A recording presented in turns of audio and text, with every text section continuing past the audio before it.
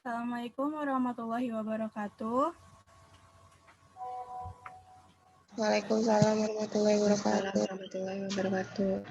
Yang terhormat, Ibu Lailatul Fadilah, Eskep Nurs MKep, selaku dosen pembimbing. Yang terhormat kepada pemateri dan teman-teman yang berbahagia. Saya Yulita Nurjian Wahyuliana, selaku moderator pada seminar hari ini. Seminar hari ini akan disampaikan oleh kelompok 8 dengan judul Laporan Pendahuluan dan Asuhan Keperawatan pada Pasien Nyeri Akut. Langsung saja kepada pemateri, saya persilakan untuk memaparkan materinya.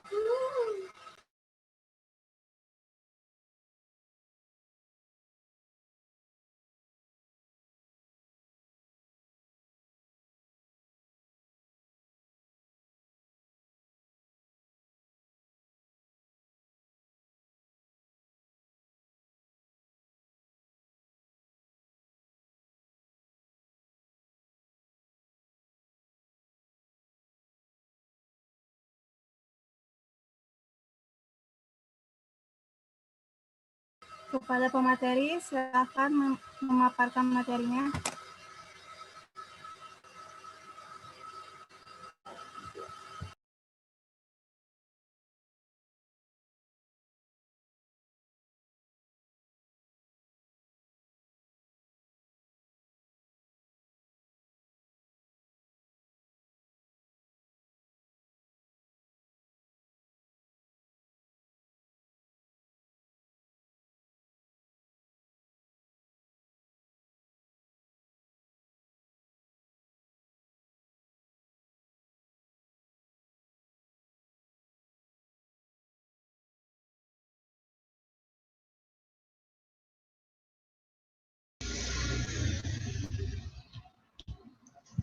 Sebelumnya terima kasih kepada moderator yang telah memberikan waktunya. Langsung saja kita mulai presentasi kelompok 8 yang berjudul Laporan Pendahuluan dan Asuhan Keperawatan pada Pasien Nyeri Akut.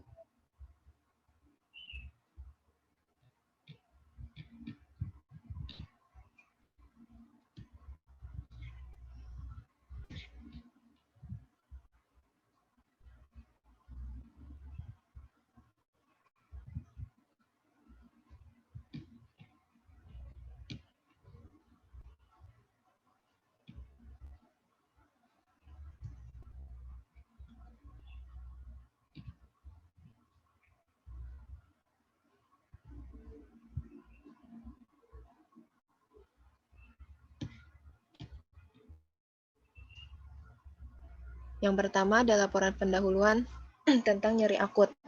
Definisinya, pengalaman sensorik atau emosional yang berkaitan dengan kerusakan jaringan aktual atau fungsional, dengan onset mendadak atau lambat dan berintensitas ringan hingga berat yang berlangsung kurang dari 3 bulan. Penyebabnya itu ada 3. Yang pertama, agen cedera fisiologis, misalnya inflamasi, iskemia, neoplasma. Yang kedua, ada agen cedera kimiawi, misalnya terbakar atau bahan kimia iritan. Selanjutnya ada agen cedera fisik, misalnya kayak abses, amputasi, terbakar, terpotong, mengangkat berat, prosedur operasi, trauma, dan latihan fisik berlebihan. Selanjutnya ada tanda dan gejala mayor.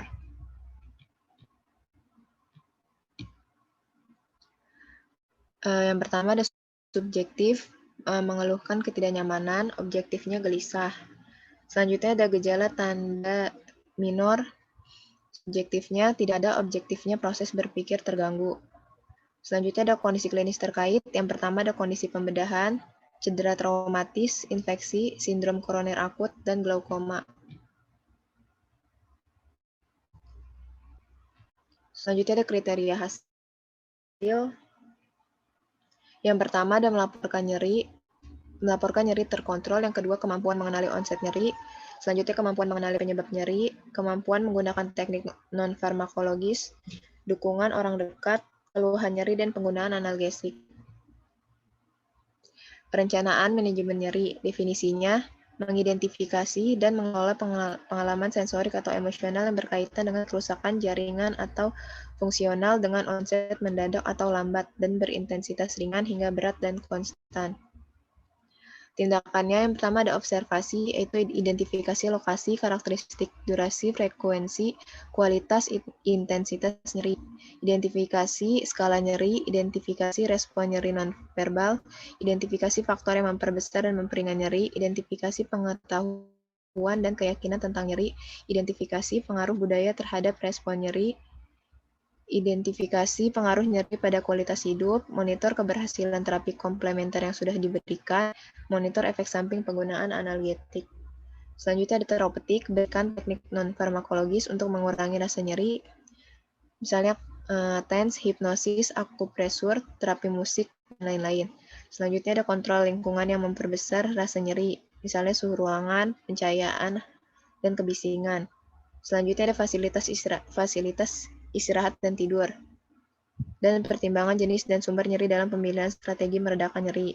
Yang ketiga ada edukasi, yaitu jelaskan penyebab, periode, dan pemicu nyeri, jelaskan strategi meredakan nyeri, anjurkan memonitor nyeri secara mandiri, anjurkan menggunakan analgesik secara tepat, ajarkan teknik non-farmakologis untuk mengurangi nyeri, dan yang terakhir ada kolaborasi, pemberian analgetik jika perlu. Perencanaan pemberian analgesik, definisinya menyiapkan dan memberikan agen farmakologi untuk mengurangi atau menghilangkan rasa sakit. Tindakannya yaitu yang pertama ada observasi, identifikasi karakteristik nyeri, identifikasi riwayat alergi obat, identifikasi kesesuaian jenis analgetik, monitor tanda-tanda vital sebelum dan sudah pemberian analgesik,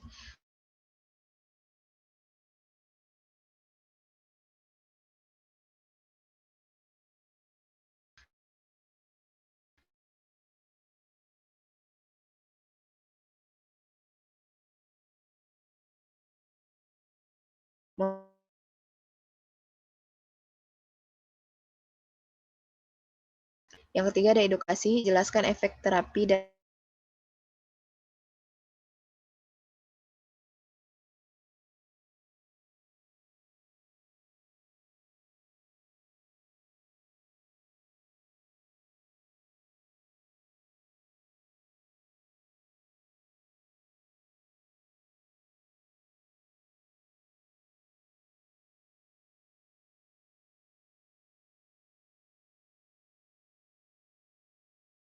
lainnya tekanan darah normal 120/80, nadi cepat, nadi 85 kali per menit, suhu 36,9 derajat Celcius, akral hangat, CRT 2 detik, RW-nya jalan nafas lancar dan tidak terdapat sumbatan baik mukus ataupun makanan. Breathing-nya pernafasan pasien normal dan tidak terlihat adanya sesak.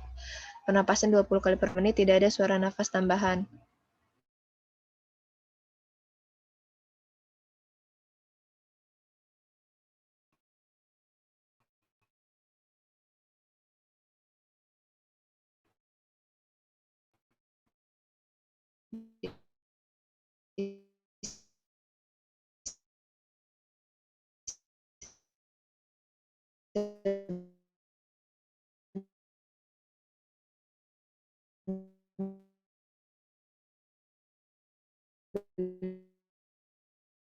Kompos mentis, GCS, bagian pasien tampak tenang.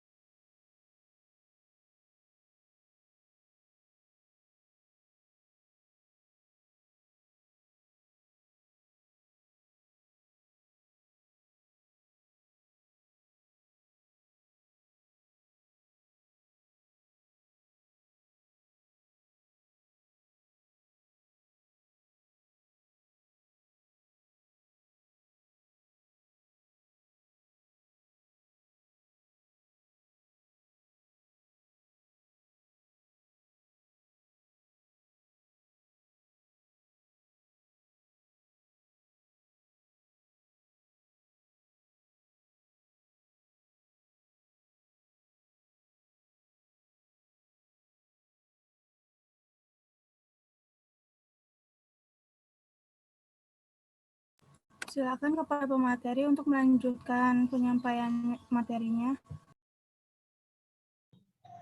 Iya, terima kasih. Saya ingin melanjutkan presentasi pemateri yang sebelumnya. Di sini ada secondary survey, yaitu ada keluhan utama. Keluhan utamanya, pasien mengatakan terdapat luka bakar di tangan kanannya. Di sini ada riwayat penyakit sekarang, PKRST. Pada tanggal 26 April 2021, pasien datang ke IGD RSU Kabupaten Tangerang dengan keluhan mengalami luka bakar pada tangan kanannya. Dikarenakan kondisinya, pasien harus dirawat di IGD RSU Kabupaten Tangerang. Pada saat dilakukan pengkajian hari Senin 26 April 2021, pasien mengatakan merasa nyeri. Pasien mengatakan nyeri saat tangan banyak bergerak. Nyeri seperti ditusuk-tusuk, pasien mengatakan nyeri pada tangan sebelah kanan dan tidak menyebar. Skala nyeri 5 dari 0 sampai 10 diukur dengan menggunakan numeric scale. Nyeri hilang timbul dan terjadi secara mendadak.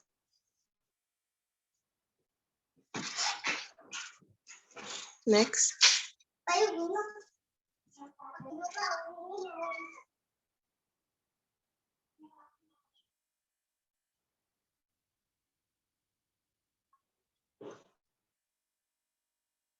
Di sini ada data fokusnya, yaitu pada saat pengkajian didapatkan hasil data subjektif, pasien mengatakan merasa nyeri. Pasien mengatakan nyeri saat tangan banyak bergerak. Pasien mengatakan nyeri seperti ditusuk-tusuk. Pasien mengatakan nyeri pada tangan sebelah kanan dan tidak menyebar. Pasien mengatakan skala nyeri 5 dari 0 sampai 10 diukur menggunakan numeric scale. Pasien mengatakan nyeri hilang timbul dan terjadi secara mendadak. Pasien mengatakan tidak mampu melakukan ADL sendiri. Data objektifnya didapatkan hasil, terdapat luka bakar pada tangan sebelah kanan, luas lukanya 9%, pasien tampak meringis kesakitan, nadi cepat yaitu 85 kali per menit, suhu 36,9 derajat Celcius, kebutuhan ADL-nya dibantu keluarga dan perawat. Data penunjangnya tidak ada.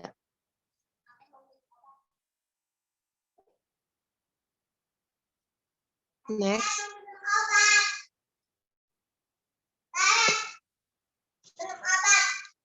Di sini ada analisa data. Yang pertama itu data senjangnya itu ada DS-nya. Pasien mengatakan merasa nyeri. Pasien mengatakan nyeri saat tangan banyak bergerak. Pasien mengatakan nyeri seperti ditusuk-tusuk. Pasien mengatakan nyeri pada tangan sebelah kanan dan tidak menyebar. Pasien mengatakan skala nyeri 5 dari 0 sampai 10 diukur dengan menggunakan numeric scale. Pasien mengatakan next.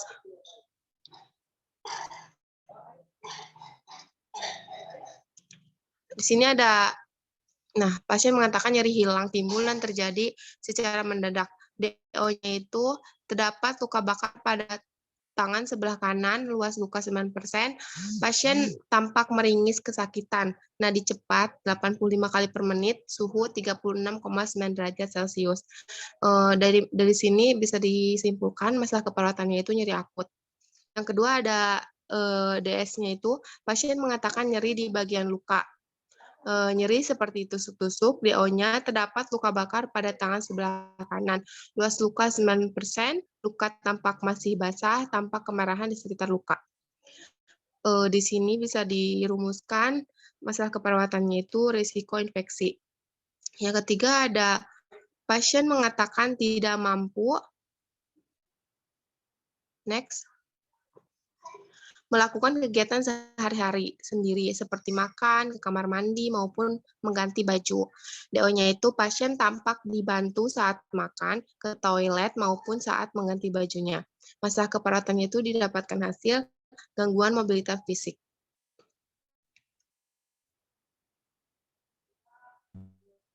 Next. Nah, di sini ada prioritas diagnosa keperawatan sesuai urutan prioritasnya ya. Di sini ada yang pertama itu nyeri akut berhubungan dengan agen pencedera fisik, yaitu terbakar, resiko infeksi berhubungan ketidakadekuatan pertahanan tubuh primer, yaitu kerusakan integritas kulit, dan yang terakhir itu ada gangguan mobilitas fisik berhubungan dengan nyeri.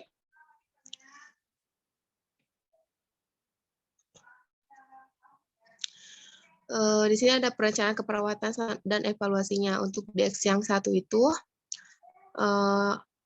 dilakukan intervensi manajemen nyeri dengan tujuannya itu tingkat nyeri Setelah dilakukan tindakan keperawatan 1 kali 24 jam, diharapkan tingkat nyeri menurun dengan kriteria hasil keluhan nyeri menurun.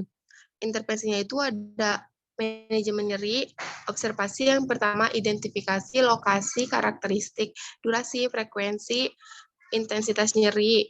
Yang kedua itu identifikasi skala nyeri. Yang terapeutiknya itu ada berikan teknik non-farmakologis untuk mengurangi rasa nyeri. Yang keempat, kontrol, next.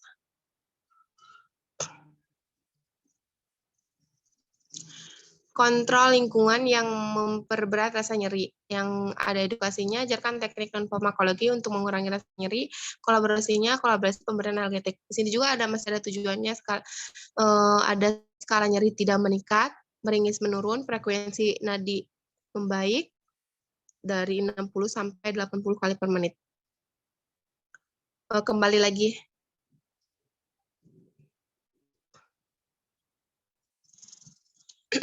Di sini implementasinya itu yang pertama mengidentifikasi lokasi, karakteristik, durasi, frekuensi, intensitas nyeri. Hasilnya itu pasien mengatakan nyeri pada tangan sebelah kanan. Pasien mengatakan tangan seperti ditusuk-tusuk. Pasien mengatakan nyeri hilang timbul. Pasien mengatakan nyeri dirasakan saat tangan banyak. Next, bergerak.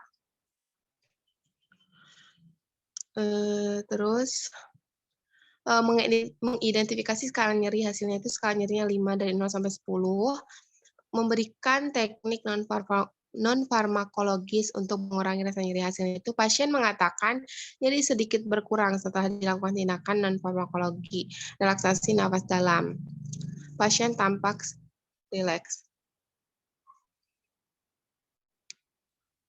Terus yang keempat itu mengontrol lingkungan yang memperberat rasa nyeri. Nah, hasilnya itu pasien mengatakan nyeri berkurang saat suhu ruangan tidak terlalu panas. Pasien lebih nyaman dengan suhu ruangan tidak terlalu panas. Yang kelima itu mengajarkan teknik non-farmakologis untuk mengurangi rasa nyeri. Hasilnya pasien mengatakan mampu. Next.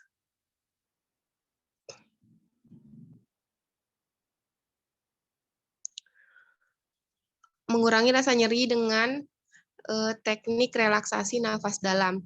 Meringis berkurang. Yang keenam itu melakukan kolaborasi pemberian analgetik. Hasilnya pasien tampak lebih nyaman setelah diberikan obat paracetamol. Drip 1000 ml. Selanjutnya itu ada intervensi yang kedua. Tujuannya itu ada tingkat infeksi. Next. Setelah dilakukan tindakan keperawatan selama 1 kali 24 jam, diharapkan tingkat infeksi menurun dengan kriteria hasil kemerahan menurun, nyeri menurun. Slide sebelumnya. Di sini ada intervensinya itu melakukan perawatan luka. Yang pertama ada observasi, yaitu monitor.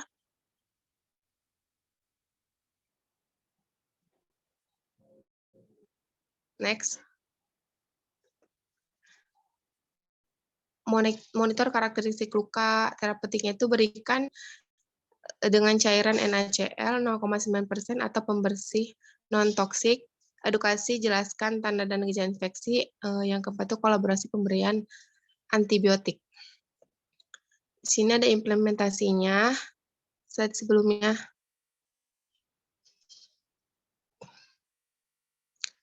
Yang implementasi yang pertama itu memonitor karakteristik luka. Nah, di sini hasilnya luka tampak memerah.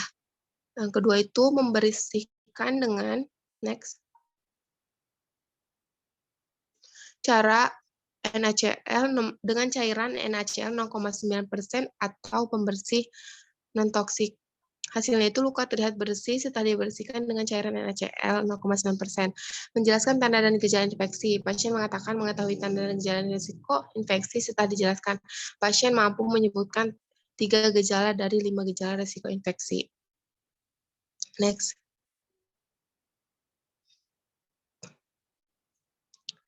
Yang keempat itu melakukan kolaborasi pemberian antibiotik. Nah, hasilnya itu pasien diberikan salep burnazin 35 mg. Di sini ada masalah yang ketiga itu gangguan mobilitas fisik.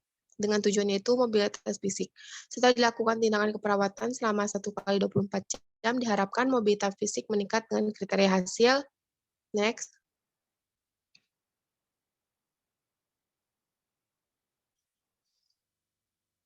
Pergerakan ekstremitas meningkat, nyeri menurun.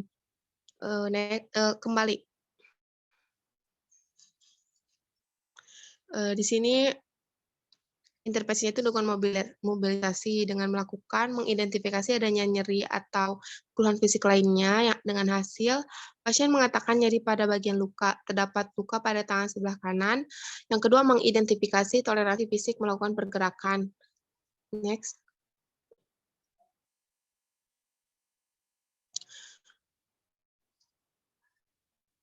Next.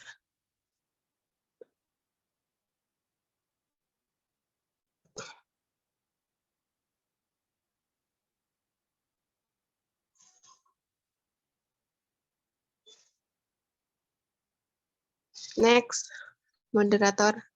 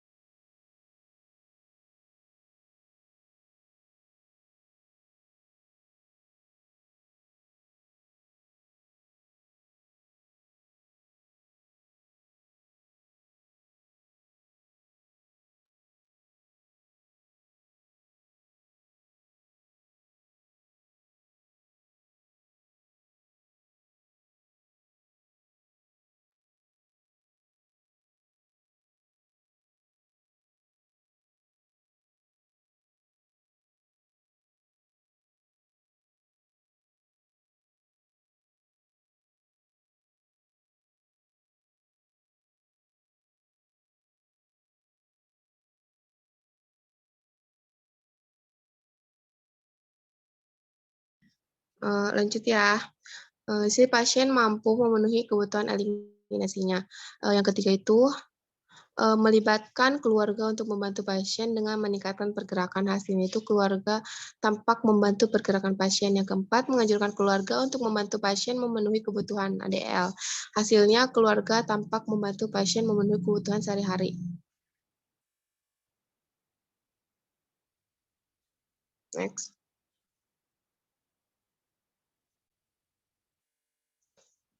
Kembali lagi ke evaluasi hari pertama, evaluasi yang masalah pertama.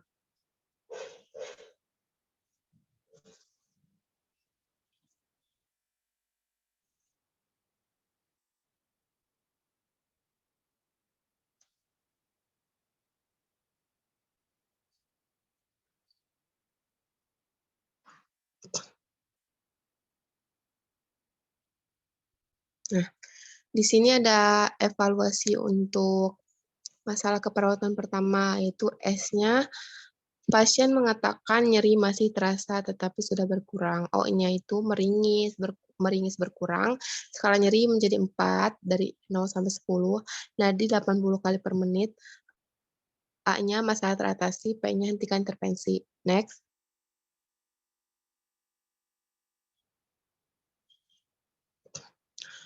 Untuk evaluasi masalah keperawatan kedua, yang pertama itu S-nya pasien mengatakan luka sudah sedikit membaik. O-nya meringis. Next. Meringis berkurang, skala nyeri 4. Kemerahan berkurang. A-nya masalah teratasi, hentikan intervensi. Next.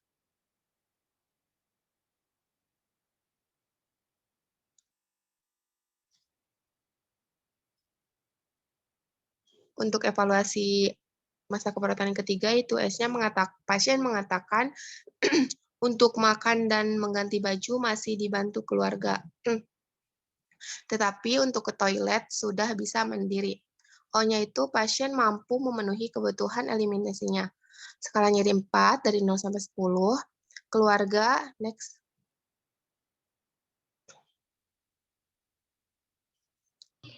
Keluarga membantu pasien memenuhi kebutuhan ADL, A-nya masalah teratasi, P-nya hentikan intervensi. Next.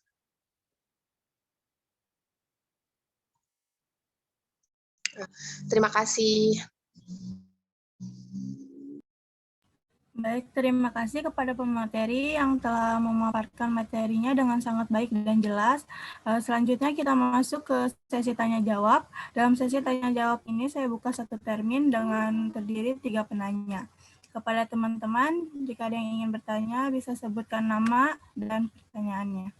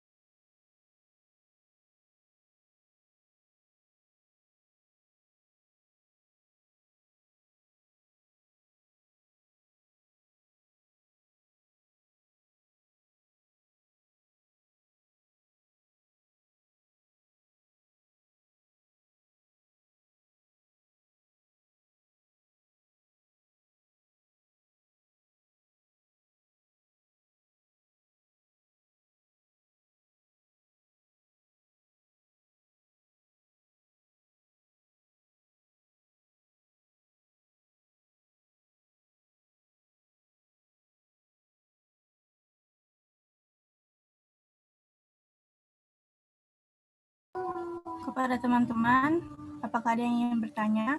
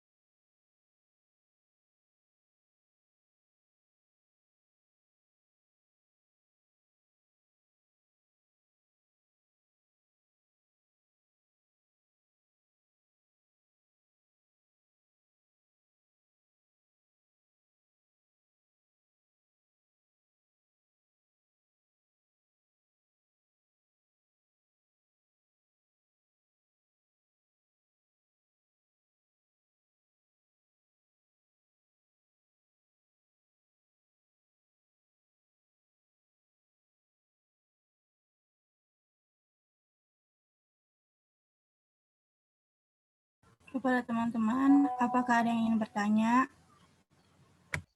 Izin bertanya moderator. Silakan sebutkan nama sama pertanyaannya ya. Nama saya Syifa Udria. Saya mau nanya, kan tadi ada 3 diagnosa kan, ada nyeri akut, resiko infeksi, sama gangguan mobilitas fisik. Ini kasusnya kan luka bakar. Nah, kenapa mobilitas fisik diambil di luka bakar, padahal kan yang luka itu di tangan ya, di tangan kanannya. Kenapa ngambilnya gangguan mobilitas fisik gitu? Gitu aja, makasih. Baik, bagaimana pemateri? Apakah cukup jelas pertanyaannya? Iya, jelas moderator. Terima kasih yang sudah bertanya.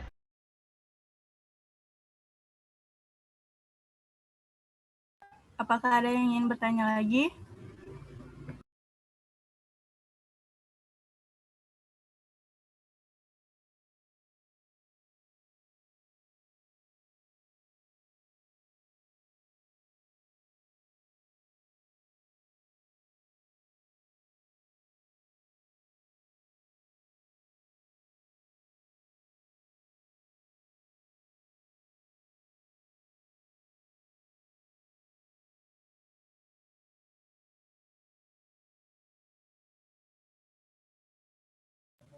Assalamualaikum warahmatullahi wabarakatuh.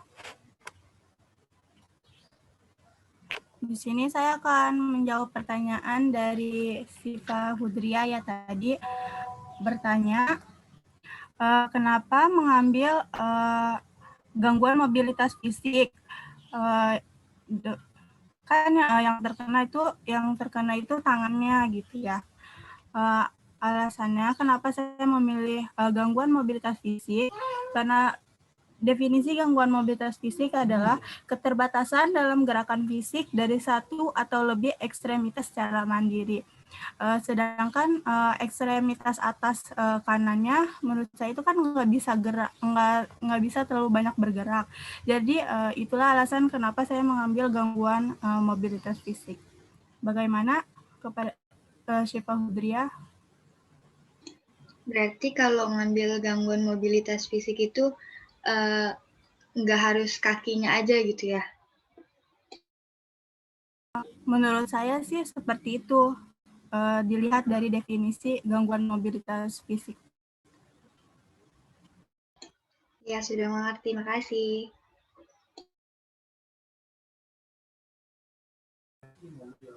Teman-teman, apakah ada yang ingin bertanya lagi?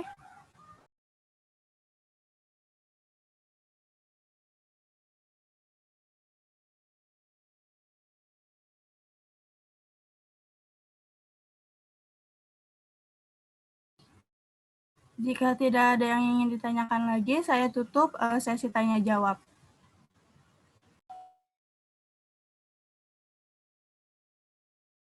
Alhamdulillah, kita sudah ada di penghujung acara.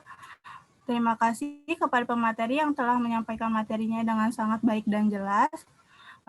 Saya selaku moderator pamit undur diri. Kurangnya mohon maaf. Wassalamualaikum warahmatullahi wabarakatuh. Waalaikumsalam warahmatullahi Waalaikumsalam wabarakatuh. warahmatullahi wabarakatuh.